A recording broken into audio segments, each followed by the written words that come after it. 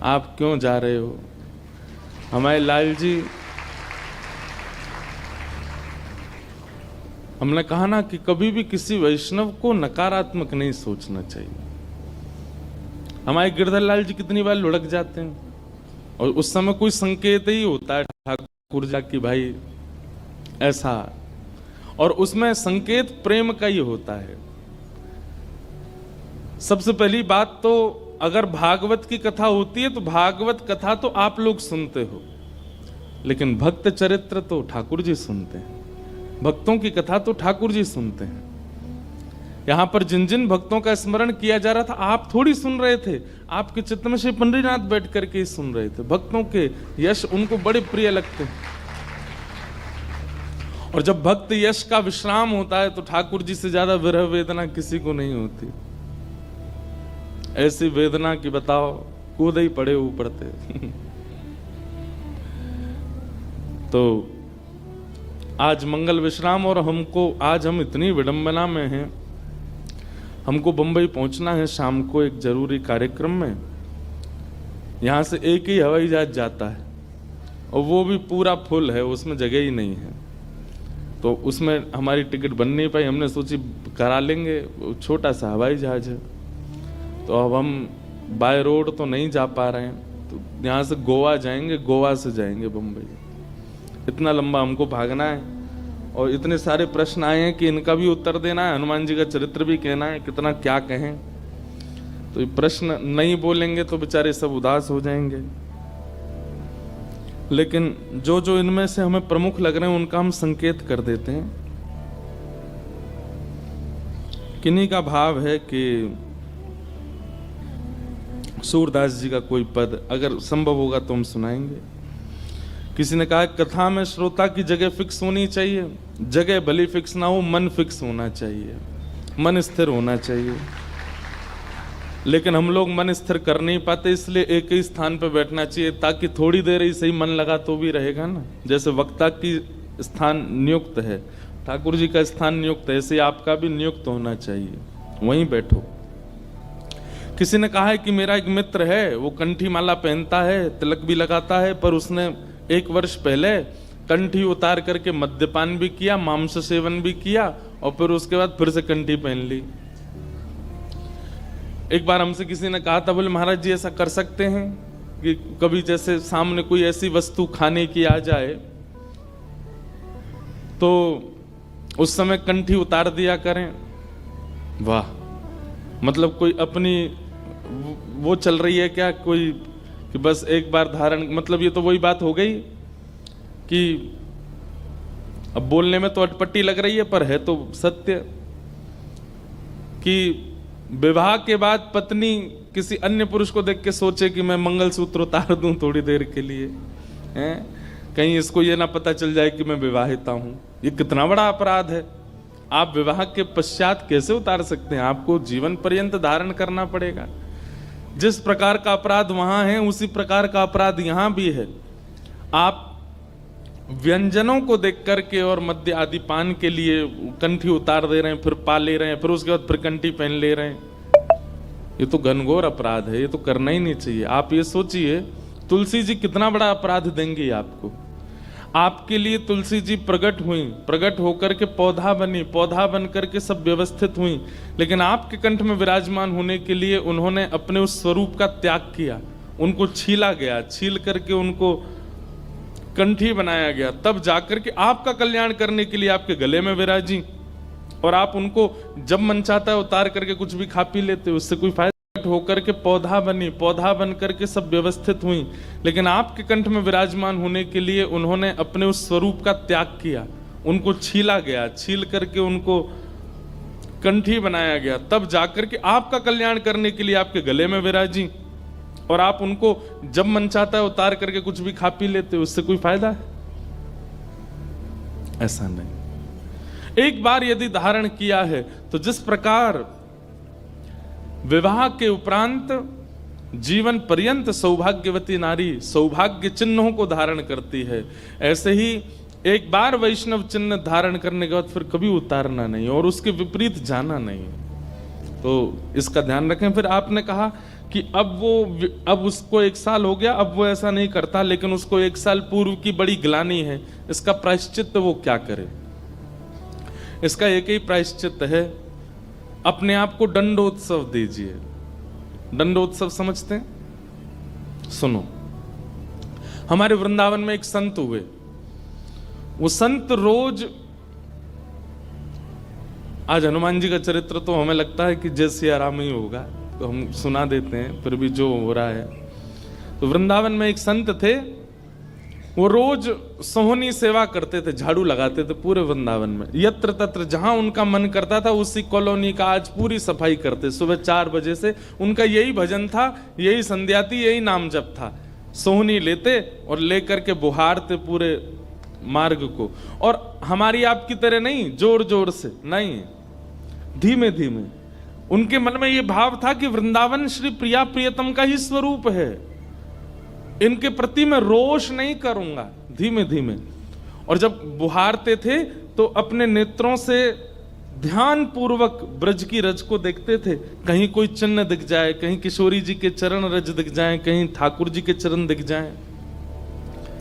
करते करते जब वर्षों बीत गए तो किशोरी जी के मन में भाव आया, हम नित्य रास के लिए वृंदावन में जाते हैं और पूरे वृंदावन को सुव्यवस्थित महात्मा करके रखते हैं, और इनकी एक ही अभिलाषा है कि हमारे चरण चिन्ह इनको दिख जाएं। एक दिन किशोरी जी ने उनको अपने चरण चिन्ह का दर्शन कराया। वो चरण चिन्ह देख करके उनके मन में विश्वास हो गया कि हे श्यामा, जो चरण चिन्ह है इसका मतलब चरण भी है, और चरण है तो मतलब आप भी हो। जब चरण चिन्ह तक ले ही आई हो तो आप अपने दर्शन भी करा दो। अब अगली उनकी स्थिति हो गई कि अब चरण चिन्ह नहीं, अब तो प्रत्यक्ष किशोरी जी को देखना है। लेकिन हमारे ब्रज की एक परंपरा है कि जब तक किशोरी जी की सखियां अनुमति नहीं देंगी ना, तब तक किशोरी जी के दर्शन नहीं हो सकते। इसलिए ललिता जी को मनाओ, विशाखा जी को मनाओ, यमुना जी को मनाओ, गोपेश्वर महादेव को मनाओ। सखियां जब रीझ जाएंगी तब किशोरी जी से मिलना होगा। वृंदावन रस अलग है। अभी हम 15 तारीख से जो कथा करने वाले हैं वो वृंदावन रस के ही ऊपर है। 15 से वृंदावन रस की ज्यादा चर्चा करेंगे। तो जब तक ललिता विशाखा आदि सखियां अनुमति नहीं देती तब तक किशोरी जी के दर्शन नहीं होते। लेकिन किशोरी जी तो चाहती हैं कि उनको दर्शन दें। तो एक दिन किशोरी जी ने रास करते करते अपना नूपुर वहीं छोड़ दिया, और नूपुर छोड़ करके किशोरी जी निकुंज में चली गई।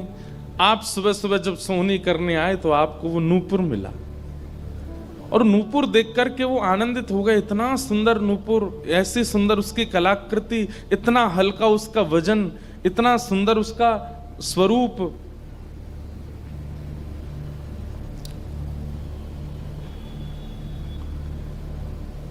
आपके मन में भाव आया कि कोई बड़े घर की लाली होगी, उसका रह गया होगा, मैं रख लेता हूं, कभी कोई मिलेगा मांगने आएगा कि भाई हमारा नूपुर दो तो मैं दे दूंगा।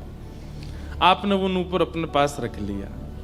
नूपुर से दर्शन किशोरी जी ने कईयों को कराए। इसलिए वृंदावन में जब चला कीजिए ना, बहुत ध्यान पूर्वक देखते हुए पृथ्वी को चला कीजिए, क्या पता क्या मिल जाए।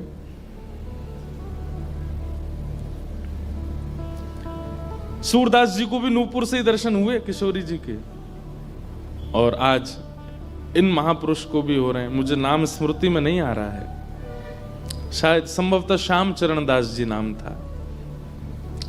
तो नूपुर को अपने पास रख लिया। किशोरी जी का नियम है कि जब रास में जाती हैं तो सब सखियां उनका श्रृंगार करती हैं, और एक एक श्रृंगार जो उन्होंने धारण किया है वो लिख लेती हैं। कानन में कुंडल पहने हैं, गले में ये हार पहना है, उसके ऊपर मोतिन की माला पहनी है, फिर गुंजा माला पहनी है, फिर नवलखा के हार पहने हैं, हाथन में इतने कड़ूला पहने हैं, पैरन में पाजे। क्यों? बोले रास में श्याम सुंदर आते हैं, पता ना काचोरी करके भाग जाएं। अगर एक कम रह जाए तो फिर ठाकुर जी की शामत कहाँ है, हमारी श्री जी का श्रृंगार बताओ। इसलिए सब सखियां जो हैं किशोरी जी के सिर से लेकर नख तक एक एक श्रृंगार को लिख लेती हैं पहले, रास में भेजने से पहले। और फिर रास में आने के बाद, रास से आने के बाद फिर सब सखियां एक एक श्रृंगार, एक बोलेगी हाँ भाई कानन में ये कुंडल हैं, सिर पर ऐसा सुंदर वो है, गले में ऐसी माला है, हाथन में कड़ूला, पामन में ये 2 पाजेब हैं, सब गिनती करो। और एक एक करके उतारती जाती है सखियां। आज किशोरी जी के चरणों का एक नूपुर नहीं है। शाखा आदि बोली हे श्यामाजू आपका एक नूपुर कहां गया? बोले अरे मो तो पतो ना है, सके नृत्य करते करते रह गए हो वृंदावन में। ललिता विशाखा बोली स्वर्ग के इंद्र के हाथी के दांतों से बना हुआ नूपुर है वो, सामान्य नूपुर नहीं है। आपके ऊपर तो कोटि कोटि ब्रह्मांड वारी वारी जाते हैं किशोरी जी, पर वो नूपुर ठाकुर जी ने आपको भेंट किए हैं, बड़े बहुमूल्य नूपुर हैं। किशोरी जी बोली मोह ना पता कहाँ रह गए हो कहीं पे। किशोरी जी तो मन बना चुकी है ना, दर्शन देना है उनको। तो ललिता विशाखा ने विचार किया कि हम ही जाती हैं, ढूंढ के आती हैं निकुंज में, कहाँ है वृंदावन में। बोले अपने रूप में तो नहीं जाएंगी, तो एक वृद्धा का रूप धारण किया, एक वृद्ध मैया का रूप धारण करके ललिता विशाखा गई और वृंदावन में ढूंढने लगी नूपुर कहाँ है। तभी ढूंढते ढूंढते वो महाराज जी सोहनी कर रहे थे, उनके सामने पहुंची। अरे बाबा हमारी लाली आई सवेरे सवेरे यहाँ पे, और बाके पाम को एक नूपुर रह गयो, तेने देखो? बाबा बोले तुम कौन हो रही? बोले हम पास के गांव की रहवारी, हमारी बहू है वो, और या की लाली है वो, जाको नूपुर रह गए है। तो बाबा बोले मैं कैसे पहचान जाऊं कि तुम्हारी ही लाली का नूपुर है? भाई मनचले लोग हैं, बहुमूल्य वस्तु किसी पे देखते हैं तो सब अपना अपना बताते हैं। रोड में अगर 100 रुपया गिर जाए और 50 लोग वहां से निकल रहे हों, कि कोई पूछे भैया 100 रुपया किसका, सब अपनी जेब चेक करते, भले ही कुछ लेके नहीं थे, भले ही जेब में कुछ नहीं था, फिर भी देखते हैं लग तो मेरा ही रहा थे, मेरे जेब में 100 रुपए तो थे। सब अपना बताते हैं बहुमूल्य वस्तु को। तो मैं कैसे मानूं कि तुम्हारा नूपुर है? अरे बाबा हम कह रहे हैं तुम थे। बोले कहवे को अभी मैंने तो नूपुर, मैं तो असमंजस में पड़ जाऊंगा कि मैंने गलत आदमी दे दियो। बाबा फिर कैसे माने को? बोले एक नूपुर मेरे पास है, एक नूपुर तुम्हारी बहू ने ही पहन रखो होगो, वाकू ले आओ और यहां लाकर के मुझे पहले नूपुर की पहचान करा तो मैं दूसरा दे दूंगा। ललिता विशाखा बोली बड़ो चतुर बाबा है, श्री जी को बुला रहा है। अरे बाबा तो शर्म ना आवे, ऐसी घर की बहू बेटी ने हम तेरे पास लेके आवेंगे? बाबा बोले तो फिर चले जाओ, तुम पे भैया खूब धन धान्य, दूसरा नूपुर बनवा लियो, जो मुंह पे ही रहने दो। ललिता विशाखा बड़ी चिंता में लौट करके आई तो किशोरी जी बोली क्या बात है, आप इतनी चिंतित क्यों? बोले एक बाबा है, बाने आपको नूपुर धल लियो, यूं कह रहा है कि पहले जिनके पास एक नूपुर है उनको लेके आओ तब दूसरा दूंगो। तो श्री जी बोली इसमें क्या देर है, फिर ले चलो, चलते हैं ना। विशाखा जी समझ गई, बोले हे ललिता जी ये सब लीला किशोरी जी कर रही हैं, इनको दर्शन देना है उनको, और हमसे और आपसे स्पष्ट कह नहीं सकती, क्योंकि हम तो फिर सबको परखने लगती है ना कि इसमें कोई दोष तो नहीं, इसमें क्या गुण है। इसलिए किशोरी जी सीधे हमसे नहीं बोल करके और ये लीला कर रही हैं, इनको ले चलो। और किशोरी जी आई वृंदावन और महात्मा बैठे सोहनी कर रहे थे, और सामने से जैसे ही किशोरी जी को आते हुए देखा, बाबा ले हमारी बहू आ गई, अब नूपुर दे दे, देख या को नूपुर भी वैसा ही है।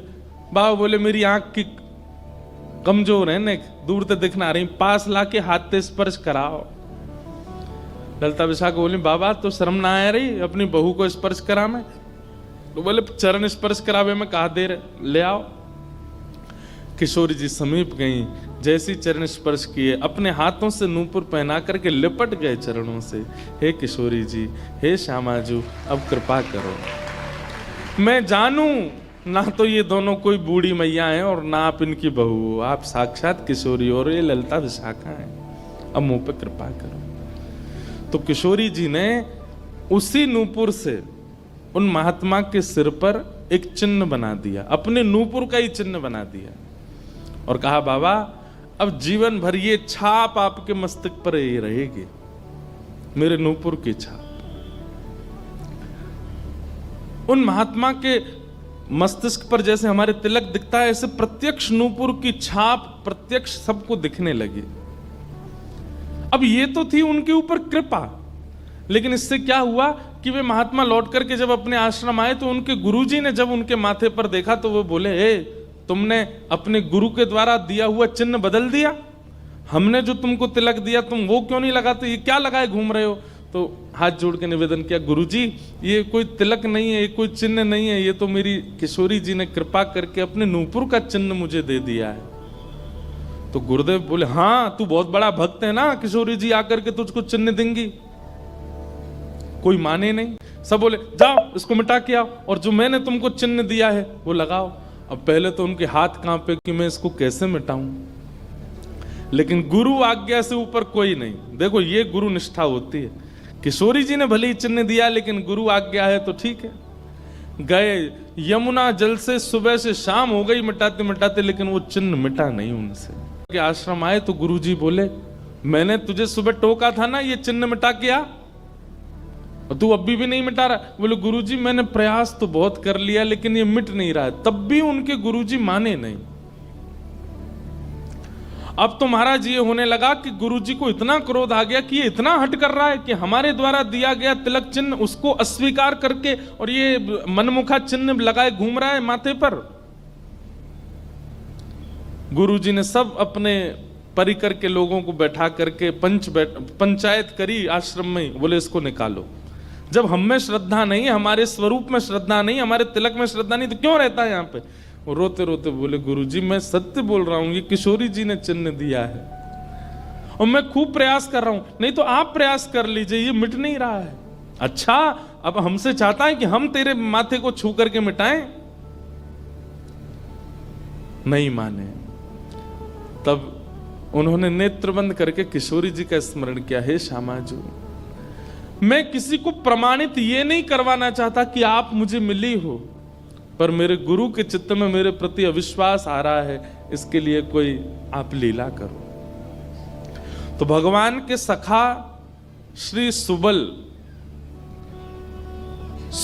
जी की ये आराधना करते थे। ये जो महापुरुष थे ये ठाकुर जी के सखा सुबल का चिंतन करते थे कि कभी मैं ठाकुर जी से मिलने का मन हो तो सुबल, जैसे भगवान के सखा है ना, तन सुखा मन सुखा धन सुखा मधुमंगल श्री दामा सुबल, तो ये सुबल का चिंतन करते थे कि सुबल कभी कृपा करेंगे तो मुझे ठाकुर जी से मिला देंगे। ऐसे सखियों का चिंतन करते हैं किशोरी जी के दर्शन करने वाले, और सखाओं का चिंतन करते हैं ठाकुर जी का दर्शन करने वाले। तो ये सुबल का चिंतन करते थे। तो किशोरी जी ने सुबल को बुलाया। सुबल आए, श्यामाजू आज्ञा करो। बोले आपको हमारा एक काम करना है। एक महात्मा पर हमने कृपा करके उसको अपने नूपुर का चिन्ह दिया है और उनके गुरुदेव को विश्वास नहीं हो रहा कि ये चिन्ह हमने दिया है, इसलिए वो आपकी आराधना करते हैं, आपको बहुत बचते हैं।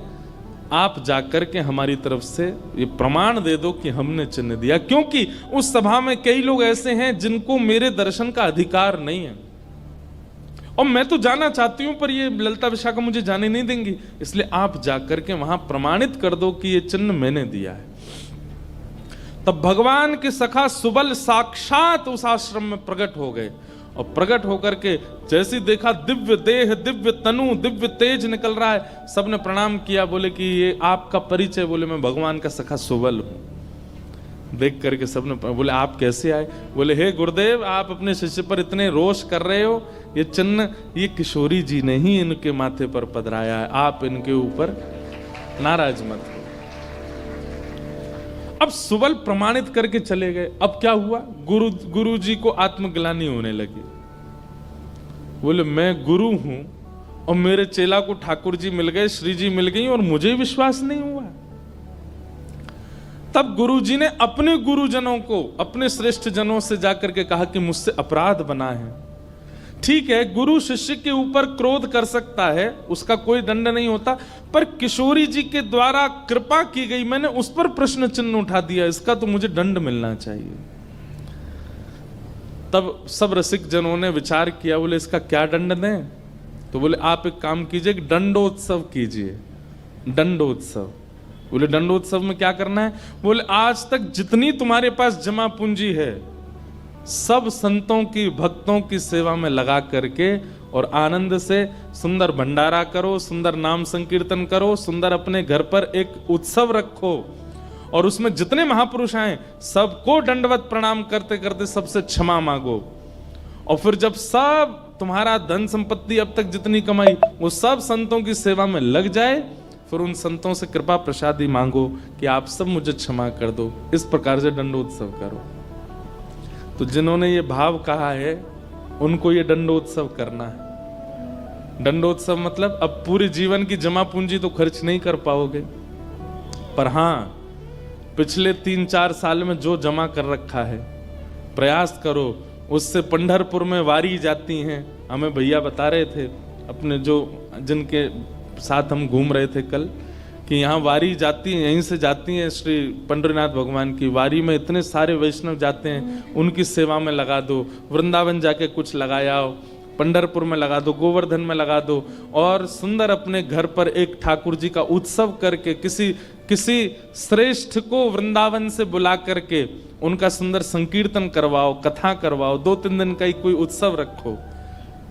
इस प्रकार से अपनी वो जमा पूंजी संत वैष्णवों की सेवा में खर्च करके भंडारा करा के जितनों से मिलो सबसे क्षमा मांगो। वारी निकलती है आषाढ़ी एकादशी पर, इतने सारे वैष्णव जाते हैं पंढरपुर दर्शन करने, मार्ग पे खड़े होकर सबको शरबत पिलाओ और जो जो शरबत पिए उससे क्षमा मांगो, मुझे क्षमा कर दो, मुझसे अपराध। करने के बाद भी मांस का सेवन किया, मैंने मद्य का सेवन किया, मैंने ऐसा किया, ये क्षमा मांगो। असंख्य भक्त एक साथ जब आपको क्षमा करेंगे तब आपका ये अपराध पूर्ण होगा। इसी को कहते हैं दंडोत्सव। तो फिर कथा पूरी करें, वो महाराज जी को सब लोगों ने कहा तुम दंडोत्सव करो, तो उन्होंने कहा ठीक है, मैं अगले 7 दिन के लिए दंडोत्सव करूंगा। ब्रज में जितने भी संत आवेंगे ब्रज की सीमा पर खड़े होकर के सबको माला पहना करके सबको सत्कार के साथ लाया जाए। आश्रम में उनकी रहने की सुंदर व्यवस्था, प्रसाद की व्यवस्था, और नाम संकीर्तन अखंड चले 24 घंटा 7 दिन तक, और खूब भंडारा चले, और जितने महापुरुष आए सबसे क्षमा मांगनी। तो जब ये दंडोत्सव का बात हुई तो गुरु जी ने दंडोत्सव लिया, और चेला बेचारे जिनको किशोरी जी ने चिन्ह दिया था वो मन में सोचने लगे ये क्या हो रहा है, मेरे कारण मेरे गुरुजी को दंडोत्सव करना पड़ रहा है। तो उन्होंने अपने गुरुदेव के सामने प्रणाम करते हुए अपनी झोली फैला के कहा गुरुजी मुझे एक भिक्षा दे दो। तो क्या चाहिए? बोले जो दंडोत्सव आप करना चाह रहे हैं वो मुझे करने दीजिए, आप विराजिए, आपकी जगह मैं करूंगा, मैं शिष्य हूं आपका। तो बोले नहीं नहीं, अपराध हमने किया तो तुम क्यों करोगे? बोले गुरुजी बस यही कृपा चाहिए। तब बड़े संतों ने मिलकर के सबने कहा कि भाई देखो शिष्य कर सकता है, अगर इनकी इच्छा है तो ये करने दो। तो फिर गुरुजी का दंडोत्सव उन्होंने ही किया जिनको चिन्ह किशोरी जी ने प्रदान किया था, दंडोत्सव मनाया। इस प्रकार भैया जिनसे ये अपराध बन जाता है ना, कभी कंठी माला पहनने के बाद अपराध बन जाता है, किसी वैष्णव के प्रति कुभाव बन जाता है, किसी तीर्थ में जाकर के कोई पाप बन जाता है, उनको ये सब दंडोत्सव करने चाहिए। अपनी कोई पैसा खर्च कराने के लिए नहीं कह रहे हम, लेकिन हाँ जितना हो सके वैष्णवों की सेवा करके, अब चाहे वो धन लगा के करनी पड़े, चाहे तन से करनी पड़े, चाहे मन से करनी पड़े।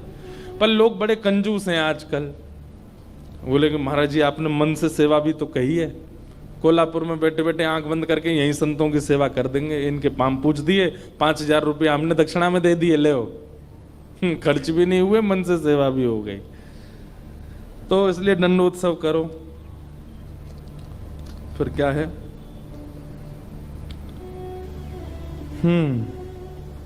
और अगर किसी दिन ठाकुर जी रीच जाएं और दर्शन मिल जाए तो उसके बाद जीवन में क्या? किसी का भाव है कि आप कहते हैं महाराज जी कि ठाकुर जी से कुछ मत मांगो, पर अगर ठाकुर जी से कुछ मांगना है तो ठाकुर जी को मांगो। ठाकुर जी अगर मिल गए तो फिर उसके बाद क्या? ये तो भाई जब मिल जाएंगे तब मैं पूछूंगा आपसे, उसके बाद क्या? सही बात तो ऐसी है कि ठाकुर जी मिल जाएंगे ना, ठाकुर जी सदा के लिए तो नहीं रहेंगे, थोड़ी देर दर्शन देके चले जाएंगे और फिर आपके चित्त में अखंड प्रेम प्रज्वलित करके जाएंगे। अनंत प्रेम के रस में आप डूबने लगोगे। जिसको देखोगे उसी के प्रति प्रेम उत्पन्न होने लगेगा, उसी के प्रति श्रद्धा भाव, उसी में ही वैष्णव दर्शन होने लगेगा। छके रहोगे सदा कृष्ण प्रेम में, जैसे मीराबाई। जिन भेषा मेरो सावरो रीझे, जिन भेषा मेरो सावरो रीझे, जिन भेषा मेरो गिरधर रीझे, जिन भेषा मेरो गिरधर रीझे, जिन भेषा प्यारो विठ्ठल रीझे,